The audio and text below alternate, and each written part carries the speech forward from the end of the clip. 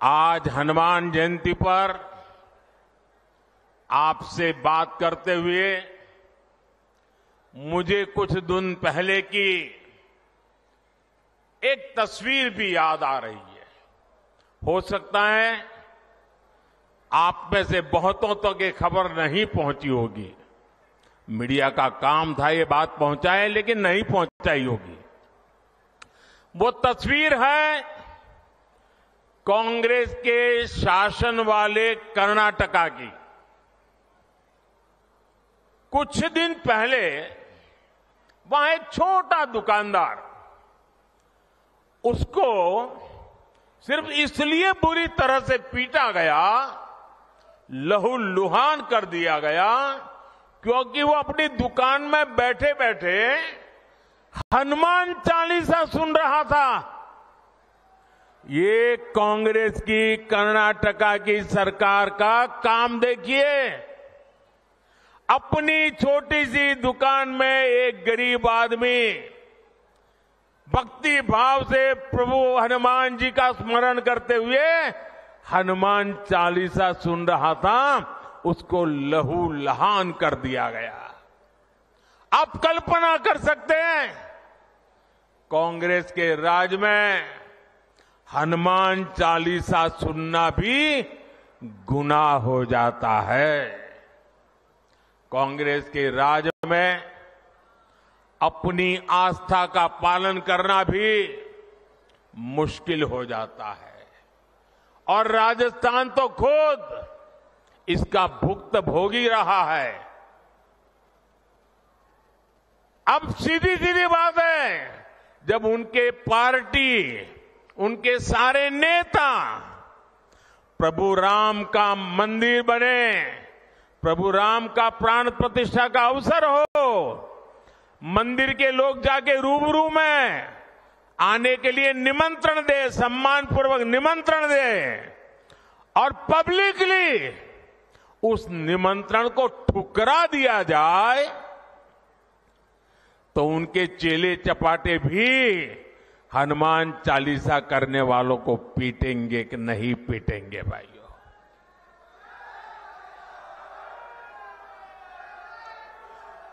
कुछ दिन पहले ही रामनवमी बीती है। कांग्रेस के जाने के बाद पहली बार शांति से शोभा यात्रा निकली है पूरे राजस्थान में। वरना पहले और चुनाव की आपाधापी गर्मी होने के बावजूद भी कांग्रेस ने तो, और हमारे यहां तो सूरज की पहली किरण का स्वागत भी राम राम सा से होता है। राम राम सा, कोई किसी को मिले तो पहले मुंह से निकलता है राम राम सा। कांग्रेस ने तो राम राम सा कहने वाले राजस्थान में राम नवमी पर प्रतिबंध लगा दिया था।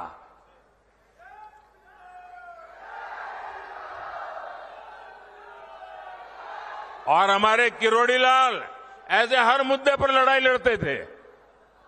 कांग्रेस ने शोभा यात्रा पर पत्थरबाजी करने वालों को सरकारी संरक्षण दिया था।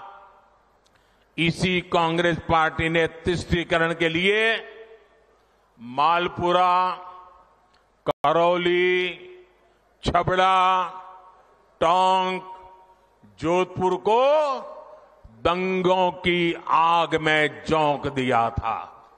झोंक दिया था कि नहीं झोंक दिया था? झोंक दिया था कि नहीं झोंक दिया था? क्या ऐसे लोगों को माफ करोगे?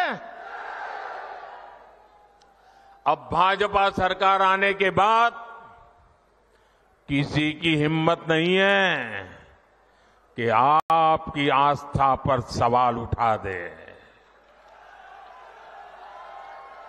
अब आप चैन से हनुमान चालीसा भी गाएंगे और राम नवमी भी मनाएंगे, ये भाजपा की गारंटी है।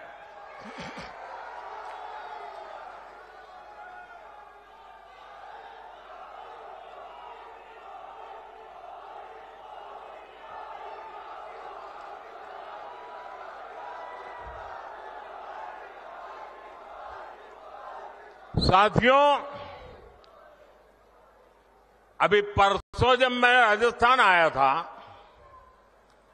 तो मेरा एक 1.5 मिनट का भाषण, 90 सेकंड का भाषण, और मैंने कुछ सत्य देश के सामने रखा और पूरी कांग्रेस और इंडी गठबंधन में ऐसी भगदड़ मची है, ऐसी भगदड़ मची है। मैंने सत्य रखा देश के सामने। कांग्रेस आपकी संपत्ति छीनकर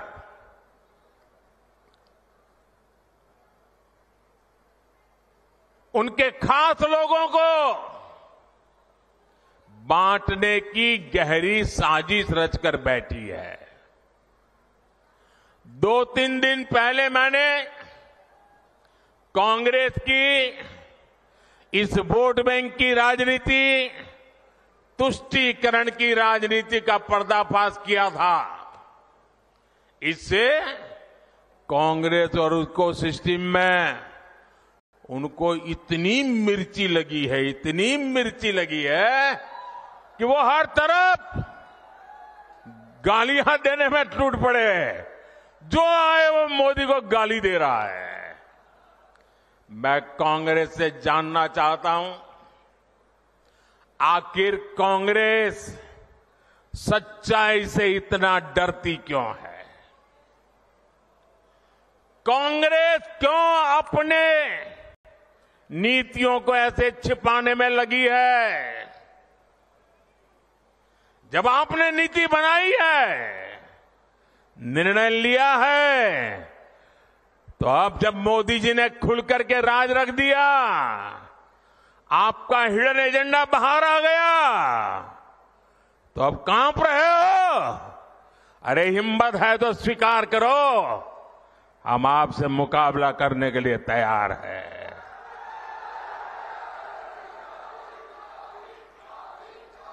मैं ये बात देश को साफ साफ बताना चाहता हूं कि कांग्रेस वोट बैंक पॉलिटिक्स के दलदल में इतना धंसी हुई है कि उसे बाबा साहब के संविधान की भी परवाह नहीं है। और आपको पता होगा, उन्होंने मैनिफेस्टो में तो लिखा है कि आपकी संपत्ति का सर्वे करेंगे। हमारी माताओं बहनों के पास जो स्त्री धन होता है, जो मंगलसूत्र होता है, उसका सर्वे करेंगे। और फिर उनके एक नेता ने तो भाषण में कहा, एक्सरे किया जाएगा, एक्सरे किया जाएगा। मतलब आपके घर में अगर बाजरे के अंदर डिब्बे में भी कुछ रखा है तो वो भी एक्सरे करके खोजा जाएगा। दीवार में कहीं रखा है तो उसको भी एक्सरे करके खोजा जाएगा। पूरा एक्सरे करने वाले की घोषणा की है और उनके नेता ने पब्लिकली कहा है। और फिर आपकी सारी संपत्ति, जरूरत से ज्यादा जो भी होगा वो उनका कब्जा करेगी उनकी सरकार, कहते हैं, और फिर लोगों को बांट देंगे। अगर आपके पास 2 घर है, यहां गांव में घर है, और बच्चों के लिए आपने जयपुर जोधपुर में अगर एक छोटा फ्लैट ले लिया है, तो एक्सरे करेंगे कि भाई 2 घर है, एक वापस दो, सरकार को दे दो। बताइए, आपको मंजूर है क्या? ये मंजूर है क्या? क्या स्त्री धन पर हाथ लगा सकते हैं क्या? क्या मंगलसूत्र पर हाथ लगा सकते हैं क्या? ये पंजे की ये ताकत? भाइयों बहनों, राजस्थान में से एक भी पंजा बचना नहीं चाहिए भाइयों। अब देखिए, कांग्रेस पार्टी ने संविधान के साथ, बाबा साहब आंबेडकर के दिए हुए संविधान के साथ किस प्रकार से खिलवाड़ करने की कोशिश की। इस देश की में जब संविधान बना तब धर्म के आधार पर आरक्षण का घोर विरोध हुआ था, ताकि हमारे एससी, एसटी, ओबीसी समुदाय को सुरक्षा मिलती रहे। लेकिन उन्होंने, मनमोहन सिंह जी ने भाषण किया था और उस सभा में मैं मौजूद था मुख्यमंत्री के नाते, मुस्लिमों का देश के संसाधनों पर पहला हक है, ये मनमोहन जी का बयान है। और ये संयोग नहीं था और ये अकेला बयान नहीं था। कांग्रेस पार्टी की सोच हमेशा से तुष्टीकरण की रही है, वोट बैंक की राजनीति की रही है। 2004 में जैसे ही कांग्रेस की केंद्र में सरकार बनी, उसके सबसे पहले किए गए कामों में था, सबसे पहला काम था चुनाव जीतने के बाद आंध्र प्रदेश में एससी, एसटी के रिजर्वेशन में से कमी करके मुसलमानों को रिजर्वेशन देने का प्रयास। ये एक पायलट प्रोजेक्ट था जिसे कांग्रेस पूरे देश में आजमाना चाहती थी। 2004 से 2010 के बीच कांग्रेस ने 4 बार आंध्र प्रदेश में मुस्लिम रिजर्वेशन लागू करने की कोशिश की, लेकिन कानूनी अड़चनों की वजह से, सुप्रीम कोर्ट की जागरूकता के कारण वो अपने मंसूबा जो लेके चले थे वो पूरे नहीं कर पाए। 2011 में कांग्रेस ने इसे देश में लागू करने की कोशिश की।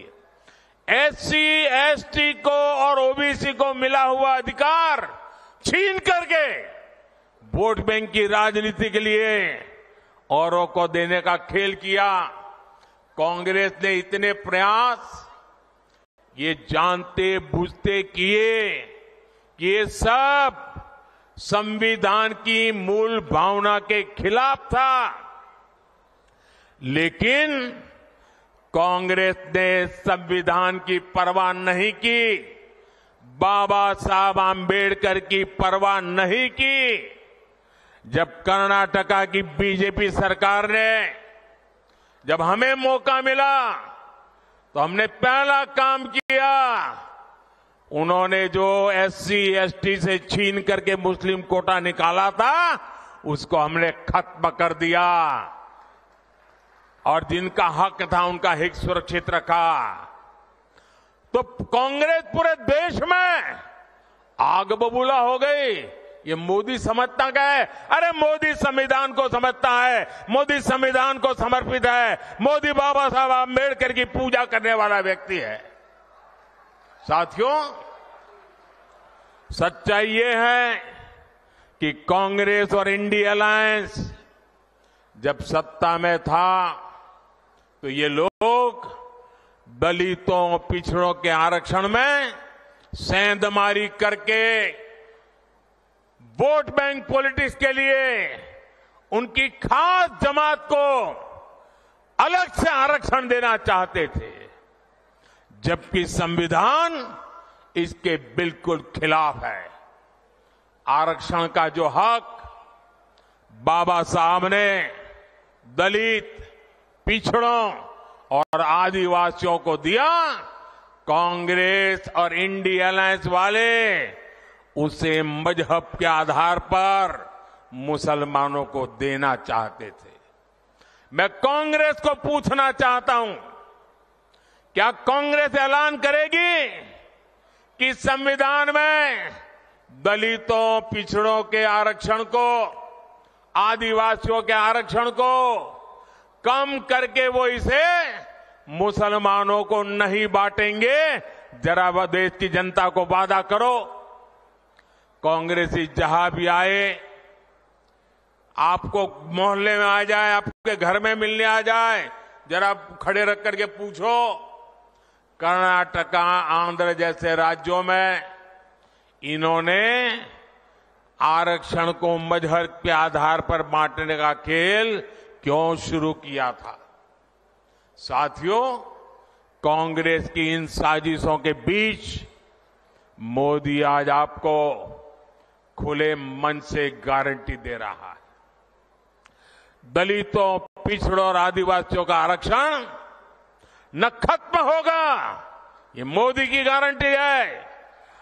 आरक्षण न खत्म होगा और न ही उसे धर्म के नाम पर बांटने दिया जाएगा, ये मोदी की गारंटी है। 2020 में आरक्षण की संवैधानिक समय सीमा खत्म हो रही थी और उस समय आपने मोदी को सेवा के लिए बिठाया हुआ था। ये मोदी है जिसने दलितों, आदिवासियों का आरक्षण और 10 साल के लिए बढ़ा दिया था। साथियों, कांग्रेस कभी भी विकास के मुद्दे पर चुनाव नहीं लड़ती। कांग्रेस पार्टी ने इतने दशकों तक आपको पीने के साफ पानी जैसी जरूरत तक से वंचित रखा। बीजेपी सरकार ने हर घर जल पहुंचाने के लिए जल जीवन मिशन शुरू किया, लेकिन राजस्थान में कांग्रेस सरकार ने उसमें भी हजारों करोड़ रुपए का भ्रष्टाचार कर दिया। कांग्रेस ने राजस्थान के लिए सबसे जरूरी ERCP प्रोजेक्ट को भी पास नहीं होने दिया।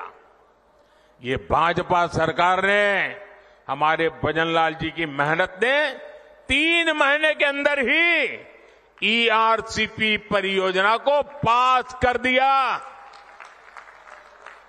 ERCP का बहुत बड़ा लाभ टोंक, सवाई माधोपुर को मिलने वाला है। इसका बड़ा लाभ यहां के किसानों को होगा। यहां सवाई माधोपुर, टोंक जिले में PM किसान सम्मान निधि के करीब 1100 करोड़ रुपए सीधे ट्रांसफर किए गए हैं। राजस्थान में गेहूं का समर्थन मूल्य भी बढ़ाया गया है। साथियों, कांग्रेस को आधुनिक इंफ्रास्ट्रक्चर के निर्माण से भी एलर्जी है। ये बीजेपी है आज पूरे देश में आधुनिक इंफ्रास्ट्रक्चर बना रही है। देश का सबसे बड़ा दिल्ली मुंबई एक्सप्रेसवे सवाई माधोपुर से होकर के गुजर रहा है। सरकार ने जयपुर सवाई माधोपुर रेलवे लाइन के दोहरीकरण की मंजूरी भी दे दी है। हमने दौसा गंगापुर सिटी से जुड़ी हुई रेलवे लाइन का दशकों से लंबित काम भी पूरा किया। इस क्षेत्र में इलाज की बेहतर सुविधाओं के लिए एक मेडिकल कॉलेज भी बनाकर तैयार हो रहा है। साथियों, 24 के 20 चुनाव में राजस्थान में ये मेरी आखिरी सभा है। अब 26 अप्रैल को अगले चरण का मतदान है। बीते दिनों मुझे राजस्थान के अलग अलग क्षेत्रों में जाने का मौका मिला है। अब कल शाम को तो शायद आपका प्रचार अभियान भी पूरा हो जाएगा। ये मेरी आखिरी सभा है। राजस्थान के मध्य सभी क्षेत्रों के लिए मैं उनके आशीर्वाद की कामना करता हूं, अधिकतम मतदान की कामना करता हूं। शादी ब्याह के दिन है, गर्मी भी बहुत है और ऐसे में हम राष्ट्र कर्तव्य न भूलें, लोकतंत्र के हमारे दायित्व को न भूलें, अधिकतम वोट करें, ये मेरा आग्रह रहेगा। आपने मुझे राजस्थान की यात्रा में मैंने देखा है, भरपूर आशीर्वाद दिया है। ये आपका ये आशीर्वाद मेरी पूंजी है। आपके सपने मेरे अपने हैं। विकसित भारत के सपने को पूरा करने के लिए मेरा भी हर पल, हर क्षण देश के लिए है। इसलिए 24/7 मैं 2047 के लिए काम कर रहा हूं। और बीते 10 वर्षों में जो काम हुआ है वो तो एक केवल ट्रेलर है। अगले 5 वर्षों में हमें देश को, राजस्थान को बहुत आगे लेकर जाना है। मेरा अनुरोध है, आप रिकॉर्ड संख्या में कमल के आगे का बटन दबाकर भाई सुखबीर सिंह जौनपुरिया समेत सभी बीजेपी उम्मीदवारों को संसद में भेजें।